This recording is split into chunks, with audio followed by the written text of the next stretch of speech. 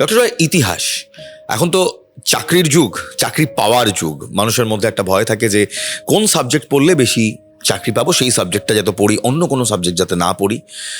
ইতিহাস নিয়ে চাকরি পাওয়া যায় কি যায় না, এরকম একটা দ্বন্দ্ব রয়েছে। ইতিহাস পড়লে কোন কোন ক্ষেত্রে চাকরি পাওয়া যায়?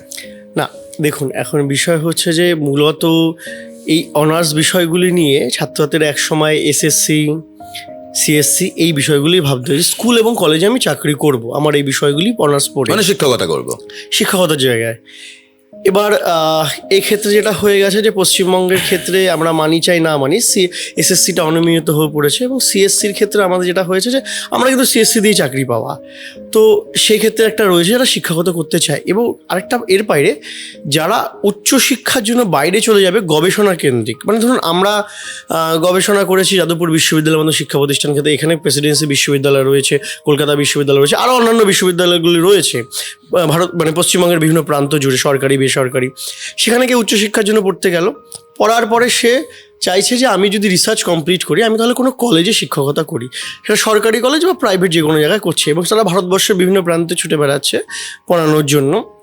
এর পাশাপাশি যদি কেউ মনে করে যে আমি ধরুন ইতিহাস পড়েছি, মাস্টার্স ডিগ্রি করেছি, আমি কী করবো, কারণ কলকাতা বিশ্ববিদ্যালয় আর্কাইভসের উপরে, ইসলামিক হিস্ট্রির উপরে, এনশিয়েন্টের বিভিন্ন রকমভাবে ভাগ রয়েছে বিভিন্ন বিশ্ববিদ্যালয়, সোশ্যাল হিস্ট্রি, এবং সেগুলো পড়ে কেউ যদি মনে করে যে আমি কোনো কম্পিটিটিভ এক্সাম জানে, ধরুন WBCS দেবো বা পিএসসি দেবো, ইউপিএসসি দেবো, সেগুলোর জন্য তারা প্রিপারেশান নিতে পারে।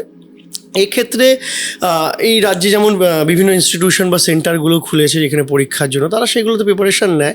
এর পাশাপাশি কেউ যদি মনে করতে পারে যে আমি নিজে আরেকটু নিজের উদ্যোগে পড়াশুনোর মাধ্যমে রাজ্যের বিভিন্ন জায়গায় ধরুন ওই বিভিন্ন রকম ইতিহাস কেন্দ্রিক যে চর্চাগুলি বা আলোচনাগুলি বা বিভিন্ন রকম প্রতিষ্ঠান যারা চাকরির জন্য নিচ্ছে, যে সেখানতে সেক্ষেত্রে ধরুন কোনো একটা জায়গার ইতিহাস তাদের জানার দরকার আছে, ইন্ডিপেন্ডেন্ট গবেষণার দরকার আছে। পুরাতত্ত্ব বিভাগেও কি ইতিহাসটা ম্যান্ডেটরি? হ্যাঁ হ্যাঁ হ্যাঁ হ্যাঁ, একদমই তাই। এবার যখন সে মাস্টার্স ডিগ্রিতে চলে যাচ্ছে তখন সেগুলো স্পেসিফিক্যালি ভাগ হয়েছে। যেমন আমার যেমন রিজিওনাল হিস্ট্রি ছিল, আমি পাঞ্জাব পড়েছি, আসাম পড়েছি, বেঙ্গলের ইতিহাস পড়েছি, এইরকম ভাব। এবার একজনের আর্কিওলজি যদি সিলেবাসের বাইরে প্রশ্ন করবো, হ্যাঁ নিশ্চয়ই, অবশ্যই। বাংলার ইতিহাস, হ্যাঁ বিশেষ করে শশাঙ্কর ইতিহাস কি আমাদের ইতিহাসে আন্ডারপ্লেড? না, হ্যাঁ হ্যাঁ একদম না। এবার সমস্যাটা হয়ে গেছে যে সিলেবাসটা যখন ধরুন বিশ্ববিদ্যালয়গুলি আগে অটোনোমাস যেমন ছিল 10 বছর অন্তর অন্তর তার সিলেবাস চেঞ্জ করতে, এবার ধরুন বাংলার ইতিহাস রয়েছে, আপনি সেগুলো পড়ছেন, কর্ণ সুবর্ণর কথা বলছেন, ইত্যাদি প্রসঙ্গও চলছেন। এবার ওই যে পুরনো সময়টা, মানে ধরুন 57 সালের মানে এখানে যেখানে বলে যে মুর্শিদ কুলি খাঁ থেকে লোকে আলোচনা করতে শুরু করছে, তার আগের যেগুলো সেগুলো পড়তে গেলে পরে ধরুন যখন মানে মুঘলদের সময়কার বিভিন্ন বাংলার বিভিন্ন নাম, যদি তারও আগে যাই, বারো ভূঁইয়ারদের সময়, হ্যাঁ ওই যখন ওগুলো বলছে তখন ওগুলো সব ছুঁয়ে যাওয়ার মতন, বারো ভূঁইয়ারদের কথা বলছে, ইলিয়াস শাহের কথা বলছে, এইগুলো ছোটো ছোটো করে পাল বংশের কথা বলছে, এগুলো ছোটো ছোটো করে কিন্তু আসছে, কৌলিন্য প্রথার ইতিহাস এগুলো সব আসছে। বা ধরুন সোশ্যাল হিস্ট্রিকে পড়ছে, এই যে সতীদাহ প্রথায় কৌলিন্য প্রথাতে পড়তে হবে সেখন সে পড়ছে। কিন্তু আমি বলছি যে যেভাবে 57 সালের পরের থেকে বাংলার ইতিহাস অনেক বিস্তৃতভাবে আছে, মুর্শিদ কুলি, আলীবর্দী, সিরাজের কথা, ঠিক সেইভাবে ততটা নেই। কিন্তু যখন সিলেবাসটা তৈরি হচ্ছে, বাঙালি এগিয়ে আসে না কেন এই ফরম্যাটে চেঞ্জ করার জন্য? বাঙালি এগিয়ে আসবে না বলতে ধরুন বই রয়েছে, বই আছে, সিলেবাসের অন্তর্গত।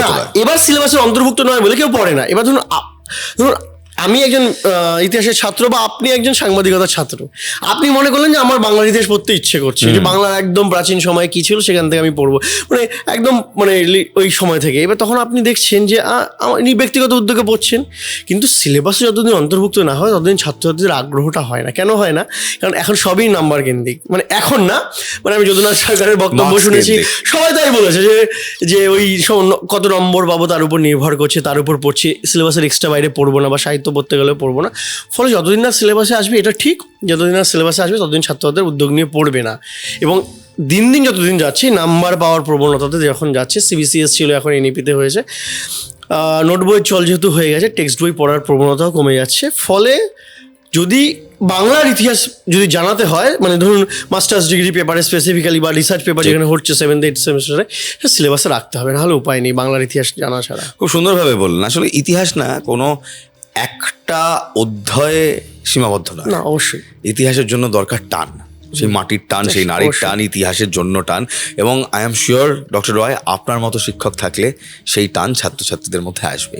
না, আমরা চেষ্টা করি। আপনি বললেন না যে বিভিন্ন বিষয়গুলি, ধরুন আমরা যখন ভারতবর্ষের স্বাধীনতা আন্দোলন পড়াচ্ছি বা ইউরোপের কোনো ইতিহাসও পড়াচ্ছি, যে ইউরোপের ইতিহাস কেন পড়া উচিত বা ইত্যাদি সব কিছু, তো আমরা চেষ্টা করি এখন না আর ওই চক ডাস্টারের বাইরেও ওই অডিও ভিজুয়ালের ব্যাপারগুলো চলে আসছে, সেখানে প্রজেক্টরে আপনি যদি ছবি দেখাতে পারেন, একেবারে নতুন আগে নতুন map এ হতো, ভাবে এগুলো হতো, নতুন মানে নতুন এই ভাবে যত উদ্যোগগুলো পড়ানো যাবে, ছাত্রছাত্রীদের ক্ষেত্রে করতে হবে, করার চেষ্টা চলছে। দেখা যাক কতটা আমরা সফল হতে পারি। নতুন ভাবে যত নতুন ভাবে ইতিহাস পড়ানো যাবে, হয়তো আমাদের মাটির টান, মাটির কথাগুলো, মাটির সেই সৃষ্টির কথা আরো ভালোভাবে আসবে। অসংখ্য ধন্যবাদ। ধন্যবাদ।